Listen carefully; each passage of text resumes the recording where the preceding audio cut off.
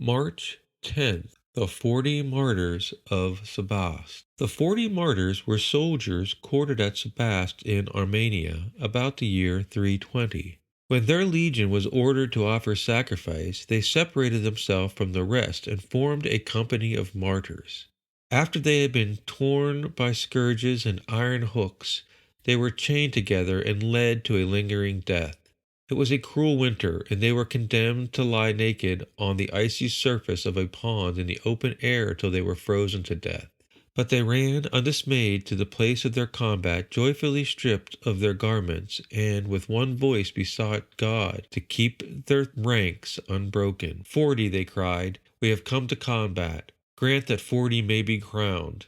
The enemy had set up warm baths close by, ready for one among them who would deny Christ. The soldiers who watched saw angels descending with 39 crowns, and while he wondered at the deficiency in the number, one of the confessors lost heart, renounced his faith, and crawling to the fire, died body and soul at the spot where he had expected relief. But the soldier who saw this was inspired to confess Christ and take his place. And again the number of 40 was complete. They remained steadfast while their limbs grew stiff and frozen, and died one by one. Among the 40 there was a young soldier who held out longest against the cold.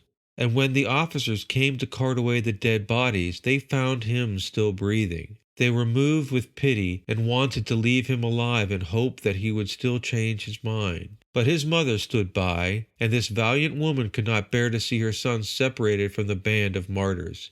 She exhorted him to persevere, and lifted his frozen body into the cart. He was just able to make a sign of recognition, and was then borne away to be thrown into the flames with the dead bodies of his brethren. All who live the life of grace are one in Christ.